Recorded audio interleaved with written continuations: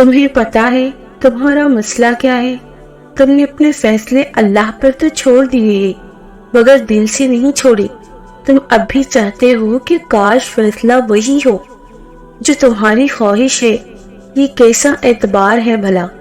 سمندر کے بیچ کھڑے شخص کو اس بات سے کیا غرض کہ کشتی آر لگے یا پار؟ اسے تو بس یقین ہونا چاہیے کہ میں ڈوب بھی گیا تو میرے لیے آر یا پار جانے سے بہتر ہوگا۔ یہی تو اعتبار کا امتحان ہے۔ اللہ جتنی محبت اپنے بندے سے کرتا ہے وہ آپ کے گمان سے بھی آگے ہے۔ ہم صرف وہ دیکھتے ہیں جو ظاہری خوبصورت ہے، جبکہ اللہ یہ بھی جانتا ہے کہ آپ کے لیے کیا خوبصورت ہے۔ یقین کرو، جب دل اس اعتبار پر فیصلہ اللہ پر چھوڑ کے کہ جو بھی ہوا میرے لیے وہی بہتر ہوگا، تو اس دن نہ صرف آپ بے چینی سے نکل آئیں گے بلکہ فیصلہ آپ کے یقین سے زیادہ بہتر ہوگا، کیونکہ اللہ ساری دنیا اور لوگوں کے دلوں سمیت ان کی سوچ کے رخ تک بدلنے پر قادر ہے۔ اللہ سے ایسے بات کیا کرو جیسے وہ تمہارا سب سے اچھا دوست ہے۔ اس کو اپنی باتیں ایسے سنایا کرو جیسے وہ تمہارے ساتھ بیٹھا ہے۔ پریشان ہو تو اس کو ایسے بتایا کرو جیسے ایک چھوٹا بچہ پریشانی میں سب سے پہلے اپنی ماں کے پاس جاتا ہے۔ جب تم خوش ہوتے ہو تو چپکے سے اسے اپنی خوشی میں شامل کر لیا کرو۔ جب اس سے دعا مانگو تو کسی انجان کی طرح نہیں بلکہ لاڈ سے، جیسے تم کسی روٹھے کو مناتے ہو۔ ایسا نہیں ہے کہ وہ لا علم ہے، وہ بس تم سے سننا چاہتا ہے، تمہاری تڑپ دیکھنا چاہتا ہے، تمہاری زبان سے، تمہارے دل سے۔ کبھی کبھی دعا اور صبر ہی واحد حل ہوتا ہے۔ جب بے حد کوشش کے بعد بھی تم کچھ نہیں کر پاتے، جب وہ ساری چیزیں بکھری ہوئی دکھائی دیتی ہیں جنہیں تم نے خود کو توڑ کر سمیٹا ہوتا ہے، جب تم روتے ہو اور کوئی سنتا نہیں، جب تم پکارتے ہو اور کوئی پلٹتا نہیں، جانتے ہو اتنا بے بس کیوں کر دیا جاتا ہے؟ تاکہ یہ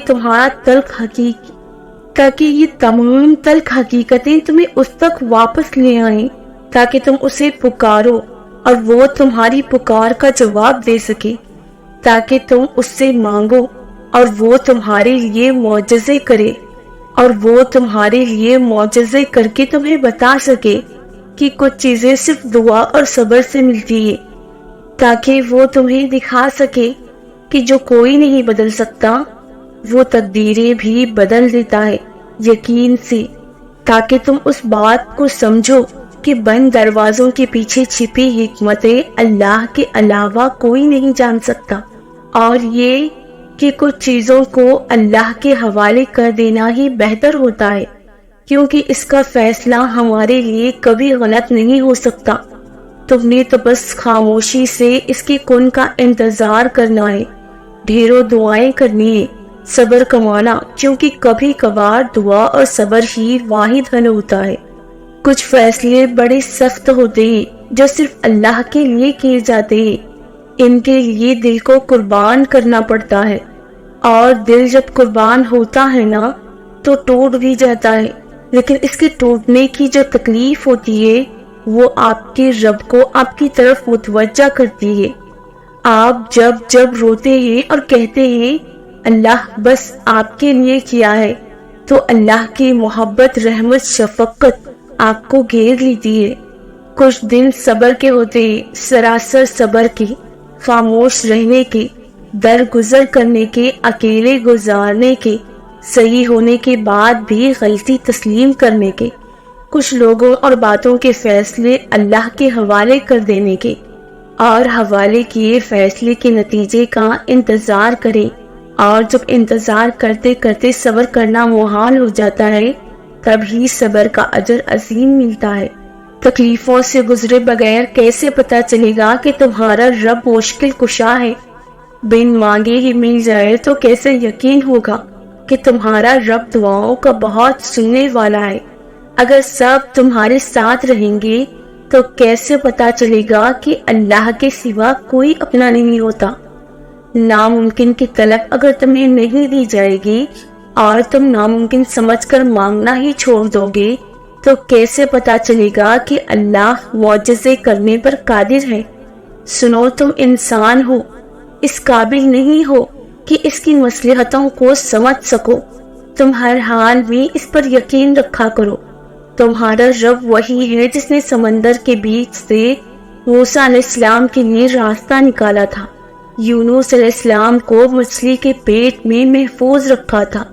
ہاں، تم موسیٰ علیہ السلام اور یونس علیہ السلام نہیں ہو، مگر تمہارا رب تو وہی ہے جو ان کا بھی رب ہے۔ اور اللہ پاک نے قرآن میں فرمایا ہے کہ تم مجھے ویسا ہی پاؤ گے جیسا میرا گمان کرو گے۔ یہ ہم سب پڑھتے ہیں لیکن سمجھتے نہیں۔ تم جانتے ہو کہ حضرت موسیٰ علیہ السلام کے پیچھے فوج لگی ہوئی تھی، تب اللہ نے کیوں سمندر کو 2 حصوں میں بانٹ دیا؟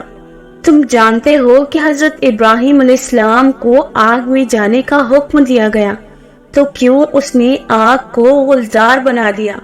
تم جانتے ہو کہ کیوں اس نے حضرت یوسف علیہ السلام کو کنویں میں بھی پالا؟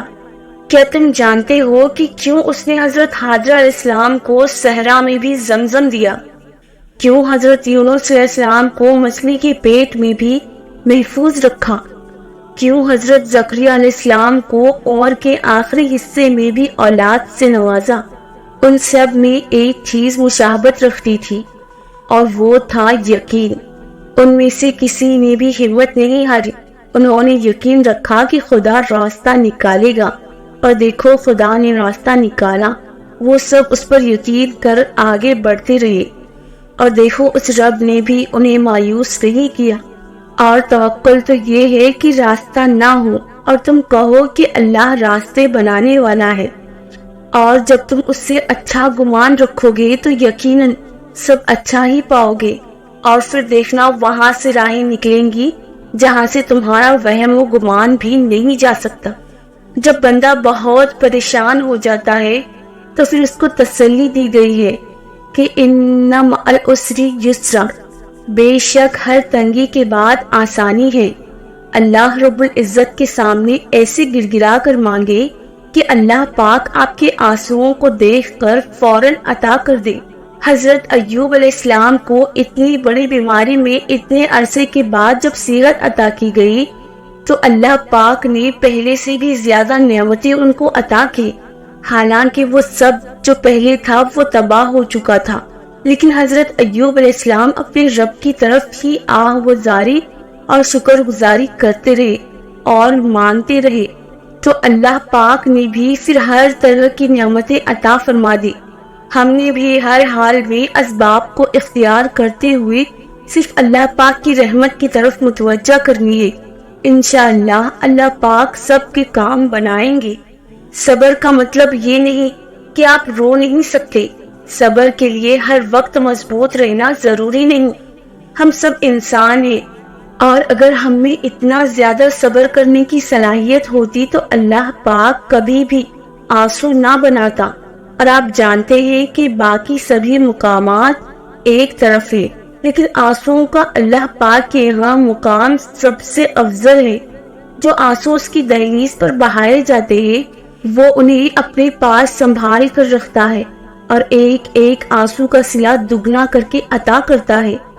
کہاں وہ اس کی تخلیق کردہ وسیع و عرض سمندرے ہے، مگر اس کی محبت انسان کے ایک آنسو پہ تمام ہے، اور وہ جانتا ہے کہ میرا بندہ تھک جاتا ہے، پھر وہ یہ نہیں دیکھتا کہ ماضی کیسا تھا اس کا یا اعمال کیسے ہے، اس کے بس وہ عطا کر دیتا ہے اور سارے آنسو سمیٹ لیتا ہے۔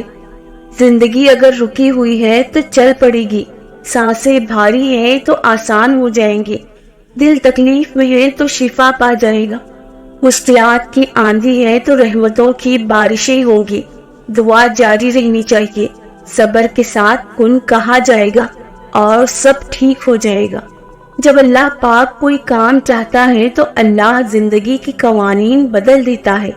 تاریخ گواہ ہے کہ وہ سمندر تھا جس نے ڈبویا نہیں، وہ آگ تھی جس نے جلایا نہیں، وہ مچھلی تھی جو ہضم نہ کر سکی، وہ بچہ تھا جو بول پڑا، सोए हुए लोग 300 साल बाद उठ गए, सूरज रुक गया, चांद के टुकड़े हो गए। ये मत कहो कि ये हो नहीं सकता, बल्कि बोलो कि ऐ मेरे परवरदिगार, मेरे लिए इस काम में रहम फरमा। फिर वो तुम्हारे हर मामले में रहम के साथ आसानी कर देगा। हम उस रब की नाफरमानी करते हैं, उससे नाउम्मीद हो जाते हैं और सोचते हैं कि अल्लाह से मोहब्बत हो जाए। ऐसा नहीं होता। मोहब्बत के दो ही करीने हैं। अदब पहला करीना है मोहब्बत के करीनों में। और जानते हो अदब किसे कहते हैं? जिससे मोहब्बत की जाए, उसकी हर बात का एहतराम किया जाए, उसका हर हुक्म बजा लाया जाए। वफा दूसरा करीना है मोहब्बत के करीनों में, कि जिससे मोहब्बत की जाए उसके साथ किसी को शरीक ना ठहराया जाए, क्योंकि जहाँ अदब होता है वहाँ नाफरमानी जन्म नहीं लेती, और जहाँ वफा आ जाए वहाँ महबूब के सिवा किसी की तलब नहीं रहती। अदब करना सीख लो तो समझ लो रब से मोहब्बत हो गई है, और वफा करना सीख लो तो समझ लो कि रब मिल गया है। तुम कहते हो कि उसने ये गम मुझे ही क्यों देने थे? हाँ क्यों, ये तुम्हारा अल्लाह से ताल्लुक मजबूत करते हैं। लोगों की परवाह क्यों करते हो? अपने अल्लाह की क्यों नहीं करते कि उसे क्या अच्छा लगेगा? कि तुम्हारे ये आंसू लोगों के सामने नहीं गिरने चाहिए। कभी दुनिया की परवाह मत करो, ये सिर्फ धोखे हैं। और जानते हो ये तुम्हारा रब तुमसे कहता है, उस पर यकीन करके एक बार देखना जरूर। हाँ, अपने सारे गम, सारे आंसू, सारे के सारे सिर्फ अपने रब के दर पर बहा लेना। तुम्हें रोकेगा नहीं, डांटेगा भी नहीं, बेजार भी नहीं होगा, थकेगा भी नहीं। तुम बताते बताते थक जाओगे, यहाँ तक कि तुम सब कुछ बता दोगे। मजाक भी नहीं उड़ाएगा तुम्हारी किसी बात का, तुम्हें अपनी बात खत्म करने का भी नहीं कहेगा, बस खामोशी से चुपचाप सुनता रहेगा और किसी को तुम्हारी बातें भी नहीं बताएगा, बल्कि अपने पास संभाल कर रखेगा। और जब सब कुछ बताकर फारिग हो जाओ तो फिर तुम देखना वो तुम्हें कैसे अपनी प्यारी सी मीठी सी रहमत वाली आगोश में लेगा। देखो, इंतजार करो हर उस चीज के लिए जो अल्लाह तुम्हें देना चाहता है। क्या पता जो तुम मांग रहे हो वो तुम्हारे लिए ना हो। सब्र करो अपनी कहानी के लिए, क्या पता तुम्हारी कहानी के बाकी हिस्से बेहतरीन हो सकता है तुम्हारी कहानी दूसरों से अलग हो, बिल्कुल अलग। देखो, यकीन रखो अल्लाह के कुन कहने तक। क्या पता जो तुम मांग रहे हो वो तुम्हें मिल जाए इसके ठीक वक्त आने पर, इस चीज के तुम्हारे हक में बेहतर होने पर, और तुम्हारा भी इस चीज के लिए बेहतर होने तक। यकीन रखो अपने अल्लाह के अर्रहमान होने पर। जब तुम गहरे दर्द में सवाली बन के अल्लाह के सामने जाते हो, जब तुम बेबयां खामोशियां ले करके अल्लाह से फरियाद करते हो, जब तुम अपनी खताओं की टोकरी लेकर उससे रहम की भीख मांगते हो, तो वो अपनी सारी रहमत समेट के तुम्हारा इस्तकबाल करता है, अपने पुरसुकून सी याद में समेट के दुनिया के हर दर्द से आजाद करा देता है, अपने नूर से तुम्हारा बिखरा हुआ दिल पर नूर कर देता है। बस इसकी तरफ आने की जरा सी देर है। तुम्हारा टूटना क्यों जरूरी था? ये बताने के लिए कि अल्लाह के सिवा तुम्हारा कोई नहीं। तुम जिससे भी अल्लाह से बढ़कर उम्मीद लगाते हो उसी के हाथों तोड़ दिए जाते हो, क्योंकि कुरान कभी झूठ नहीं कहता। अल्लाह कुरान में फरमाता है, और मकड़ी के जालों से भी ज्यादा कमजोर होते हैं ये दुनिया की सहारे। बस तुम्हें तोड़ने का मकसद तकलीफ में मुब्तला करना नहीं, बल्कि अपने रब की पहचान करवाना है। और जब तुम अपने रब की पहचान कर लेते हो, तब तुम उसकी रजा में राजी रहना भी सीख लेते हो। फिर वो रब अपनी रजा में राजी रहने वालों की रजा भी कभी अधूरी नहीं रहने देता। बस वक्त को थोड़ा वक्त दो, चीजें वापस अपनी जगह पर आती रहेंगी। अल्लाह राजी होगा और बहुत जल्द तुम इन रोती आंखों से अपना नसीब बदलता हुआ देखोगे। तुम्हारे इन जब्त करदा निगाहों के लिए अल्लाह के पास बेशुमार वसीले हैं। तुम्हारे इस सब्र करदा वजूद के लिए अल्लाह के पास हजारों मौजज़े हैं। जब वो तुम्हारे सोचे हुए इरादों में शिकस्त देता है तो फिर वो तुम्हें अपनी कुदरत दिखाता है। ڈرو نہیں، وہ دعاؤں کو ضائع نہیں کرتا، وہ تمہیں اپنے راستے سے چلا کر تمہاری ہی منزل تک لے جاتا ہے۔ یہ دیری تو اس کی محبت کا نرالا سا انداز ہے، جس کی بھا جائے اس کی آواز کو وہ بار بار سنتا ہے۔ صبر رکھو، ایک راستہ بند ہونے کے باوجود اس کے پاس تمہاری دعائیں مکمل کرنے کے لیے ان گنت طریقے ہیں۔ اگر وہاں سے نہیں جہاں سے تمہیں امید تھی، تو اب وہاں سے دے گا جہاں سے تمہیں گمان بھی نہیں تھا۔ وہ جلد ہی کن کہے گا اور تمہارا بکھرا ہوا وجود سمیٹ لے گا۔ سورہ مریم ہمیں سکھاتی ہے کہ صبر کرتے کرتے اگر دل بے قرار ہو جائے، جیسے حضرت مریم علیہ السلام کا دل ہو گیا تھا، تو اللہ سے یہ بھی کہہ دینا چاہیے کہ یا رب مجھے تو صبر کرنا تھا مگر دل تڑپ گیا ہے۔ سورہ مریم ہمیں سکھاتی ہے کہ کسی کے پاس اگر وہ نعمتیں موجود ہیں جو آپ کو اپنے لیے ناممکن لگتی ہے، تو اللہ سے مانگ لینا چاہیے، کیونکہ وہ تو سبھی کا رب ہے۔ جیسے حضرت مریم علیہ السلام کے حجرے میں بے موسم پھل دیکھ کر زکریا علیہ السلام نے اپنے لیے بے موسم کی اولاد مانگ لی اور یہ نہیں سوچا کہ عمر بیت چکی ہے، کیونکہ وہ جانتے تھے کہ میرا رب کیا نہیں دے سکتا۔ سورہ مریم بتاتی ہے کہ دعائیں بھی زندگی بدل سکتی ہے۔ آپ جتنا جتنا اللہ کی مانتے جاتے ہیں، آپ کی زندگی میں اتنا ہی سکون آ جاتا ہے، آپ کا دل اتنا ہی مطمئن ہو جاتا ہے۔ اس کا مطلب یہ نہیں کہ آپ کی زندگی میں کوئی پریشانی، کوئی مشکل باقی نہیں رہتی، بلکہ وہ مشکلیں، وہ پریشانیاں ساتھ ہوتے ہوئے بھی آپ مطمئن ہوتے ہیں۔ وہ اللہ کی نظر میں ہونے کا احساس وہ آپ کے دل کو پرسکون رکھتا ہے۔ باہر کے ماحول، مشکلیں اور آزمائشیں بھی اس دل کے سکون کو نہیں چھین سکتی، اور یہ نصیب ہو جانا بڑی نعمت ہے۔ اور مومن کے پاس تو ایک ایسی نعمت ہوتی ہے جو اسے کبھی مایوس نہیں ہونے دیتی، وہ ہے رب پر ایمان کی نعمت، کہ میرا رب ہے نا، وہ تو مردہ میں سے زندہ نکال دیتا ہے، وہ تو پتھروں میں سے بھی پانی نکال دیتا ہے، تو کیا وہ رب ان مشکل حالات سے خیر نہیں نکالے گا؟ بے شک وہی نکالے گا۔ قرآن صرف لفظوں اور آیتوں کی کتاب نہیں ہے، ہر آیت سے آپ کو گزارا جائے گا۔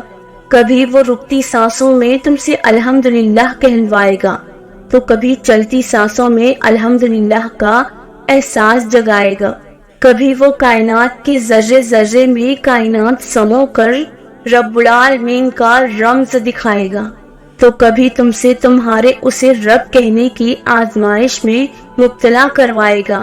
دنیا یا اللہ، نفس یا محبت، وہ تمہارے ایاک نعبد و ایاک نستعین کی آزمائش لیے تمہارے سامنے آئے گا۔ جب تم ہر چھوٹے سبب کو ترک کر کے ایک اللہ ہی کی رضا پر توکل کرو گے، تو وہ تمہارے سامنے توکل کی آزمائش لائے گا، تمہارے صبر کو آزمائے گا، غلے سے یا صلے سے تمہاری نیت کو آزمائے گا، جزا کی لالچ یا سزا کے خوف سے، تاکہ تمہاری نیت اس کی رضا میں راضی ہو جائے۔